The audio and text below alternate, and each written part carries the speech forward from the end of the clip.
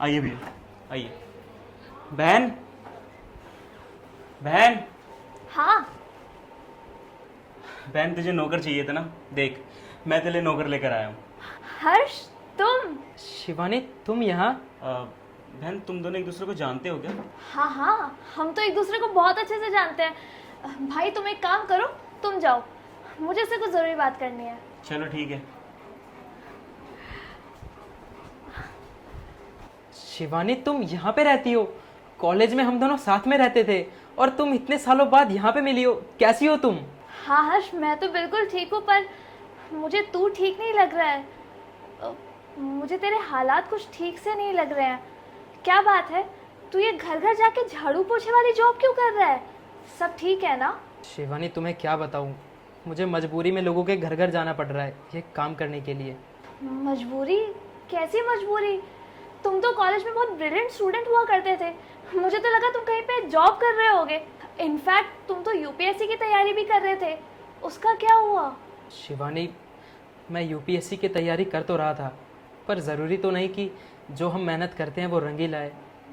जो लोग UPSC clear नहीं कर पाते ना, मैं भी उनमें से ही एक फेलियर हूँ। हर्ष, वो सब तो ठीक है, बट तेरा तो फैमिली बैकग्राउंड भी बहुत अच्छा था। तेरे चाचा, तेरे मामा तो बहुत अच्छे बिजनेस में थे ना? तो उन लोगों से हेल्प लेने की बजाय तू इस तरीके से झाड़ू पोछे वाला काम क्यों कर रहा है? शिवानी, मेरा फैमिली बैकग्राउंड अच्छा तो था, पर मैंने बीच में ही पढ़ाई छोड़ दी थी। और कहते हैं ना, समय हर किसी का एक जैसा नहीं रहता, और जो हमारे किस्मत में लिखा रहता है हमें वही मिलता है। मुझे अभी भी तुम्हारी कोई भी बात समझ में नहीं आ रही है। देख, तू एक दोस्त होने के नाते तो मुझसे अपनी बातें शेयर कर सकता है ना? चल ठीक है, दोस्त ना सही, इंसानियत के नाते मुझे बता तो सही कि क्या प्रॉब्लम है। शिवानी, मेरे घर की हालात ठीक तो थी, पर 2 साल पहले मेरे पिताजी को पैरालिसिस हो गया। 2 साल तक उनके इलाज में सब पैसा लग गया। जितनी भी घर में सेविंग्स थी, घर गाड़ी सब बेचना पड़ा, और उन सब के बाद भी मैं पिताजी को बचा नहीं पाया। और शिवानी, मैं अपने रिश्तेदारों के पास भी गया कि मुझे थोड़ा मोटा काम दे दो, मैं कुछ भी काम कर लूँगा, काम चाहे छोटा हो या बड़ा। पर तुम्हें तो पता ही है ना, रिश्तेदार किसी के भी सगे नहीं होते।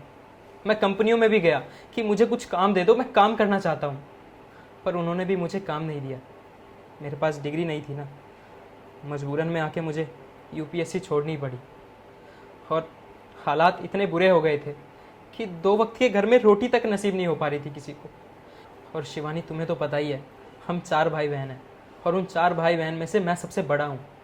घर की सारी जिम्मेदारी मुझ पर आ गई, इसलिए मैंने सोचा कि खाली बैठने से अच्छा कुछ काम कर लेता हूँ, क्योंकि कोई भी काम छोटा या बड़ा नहीं होता। इसीलिए मैं आज घर घर जाकर यूँ झाड़ू पोछा लगा रहा हूँ। यार हर्ष, ये तो बहुत बुरा हुआ तेरे साथ, बट स्टिल तुम पढ़ाई में बहुत अच्छे थे। तुम तो किसी भी अच्छी कंपनी में जॉब कर सकते थे। किसी प्राइवेट कंपनी में ट्राई क्यों नहीं किया? शिवानी, कहना जितना आसान है ना, करना उतना ही मुश्किल। मैंने तुम्हें अभी बताया ना कि मैं बहुत कंपनियों में गया इंटरव्यू देने के लिए, पर किसी ने मुझे काम नहीं दिया, क्योंकि मेरे पास डिग्री नहीं थी। आज के समय में कौन किसकी मदद करता है। मैं पापा के दोस्तों के पास भी गया, उनके जानकारों के पास भी गया कि मुझे छोटा मोटा काम दे दो, पर किसी ने मुझे काम नहीं दिया, बस मेरा मजाक उड़ाया।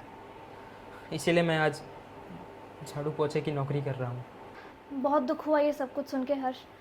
तुम जितनी मेहनत से यूपीएससी की तैयारी कर रहे थे, मुझे तो लगा था कि तुमने यूपीएससी क्रैक कर ली होगी, और अभी तक तो तुम एक बड़े अफसर बन चुके होगे, और हमारी कभी मुलाकात नहीं होगी।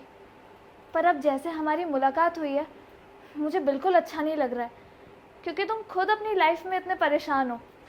मुझे बहुत बुरा लग रहा है हर्ष। हाँ शिवानी, दुखी तो मैं बहुत हूँ, और तुम मेरी इतनी पुरानी दोस्त हो। मैं तुमसे एक रिक्वेस्ट करना चाहता हूँ, प्लीज़ मुझे अपने घर में काम दे दो। मुझे इस वक्त काम की बहुत ज़रूरत है, प्लीज़ शिवानी।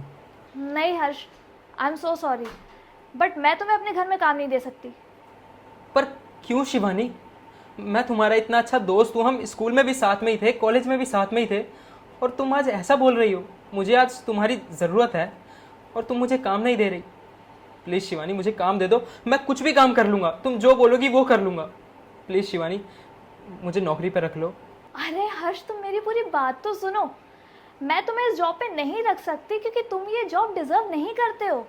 तुम बहुत एजुकेटेड हो, बहुत इंटेलिजेंट हो और काबिल हो, और मैं तुम्हें ये जॉब नहीं दे सकती। और तुम रुको, ये लो, ये मेरी कंपनी का कार्ड है। तुम कल मेरी कंपनी में आओ। मेरी कंपनी में सुपरवाइज़र की वैकेंसी निकली है। मुझे बहुत अच्छे से पता है तुम्हें ये जॉब ज़रूर मिलेगी। Thank you Shivani, thank you so much. मैं ये तुम्हारा एहसान ज़िंदगी भर नहीं भूलूंगा। तुमने आज मेरी बहुत बड़ी मदद करी है। अरे थैंक यू मत बोलो हर्ष, तुम इस जॉब के लिए वेल डिजर्विंग हो। तुम्हारी एजुकेशन इस जॉब के लिए बिल्कुल परफेक्ट है। तुम बस कल सुबह आके मेरी कंपनी में इंटरव्यू दे देना। मुझे पूरा विश्वास है ये जॉब तुम्हें ही मिलेगी। ठीक है शिवानी, मैं कल टाइम से तुम्हारे ऑफिस पहुंच जाऊंगा। Thank you. ठीक है, अब तुम जाओ और अपनी फैमिली का बहुत अच्छे से ख्याल रखना। ठीक है शिवानी, चलता हूँ।